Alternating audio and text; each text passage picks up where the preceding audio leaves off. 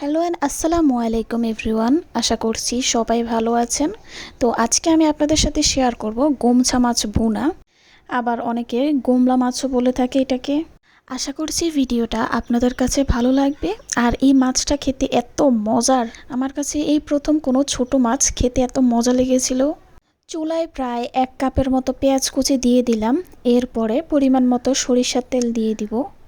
তেলটা আপনারা আপনাদের পছন্দ মতো কম বেশি করে নেবেন। এরপর একটু নেড়ে চেড়ে নিচ্ছি। মশলার বক্সে যে চামচগুলো থাকে ওই চামচে করে 1 চামচ রসুন বাটা দিয়ে দিলাম। 1 চা চামচ লবণ দিয়ে দিচ্ছি, লাগলে পরে আরও দিব।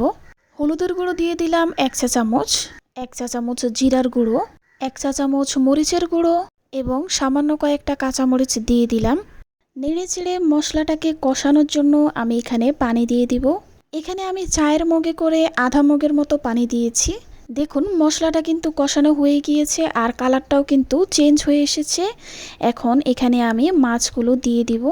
মাছ এখানে প্রায় 400 গ্রামের মতো হবে। আমি সচরাচর ছোট মাছ খুব কমই খাই, কিন্তু আজকে এই মাছটা রান্না করায় খাওয়ার পর এত মজা লেগেছিল আমার কাছে। আবার এই মাছ আলু দিয়েও খেলেও কিন্তু অনেক মজা লাগে।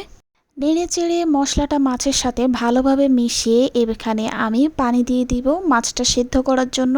আমি একটা স্টিলের গ্লাসে করে 1 গ্লাস পরিমাণ পানি দিয়েছি এখানে। আপনারা চাইলে কম বেশি করে নেবেন। এবারে মাছটা সিদ্ধ হবার পালা। আমি চুলার আঁচটা প্রথম 5 মিনিট একদম বাড়িয়ে দিয়েছিলাম। এরপরে চুলার আঁচটা কমিয়ে দিয়েছি। পরে প্রায় 10 থেকে 15 মিনিটের মতো লেগেছিল সিদ্ধ হতে। দেখুন রান্না কিন্তু আমার হয়ে গিয়েছে। এবারে আপনারা ঝোলটা কতটুক রাখবেন ওইটা আপনাদের ইচ্ছা। আর এই মাছের তরকারিটা দেখুন কতটা লোভনীয় লাগছে, খেতেও কিন্তু এর থেকে বেশি মজা হয়েছিল। আশা করছি আজকের ভিডিওটা আপনাদের কাছে পছন্দ হয়েছে। ভিডিওটা পছন্দ হলে ভিডিওতে একটা লাইক দিয়ে দিবেন। সবাই ভালো থাকবেন, সুস্থ থাকবেন। আল্লাহ হাফেজ।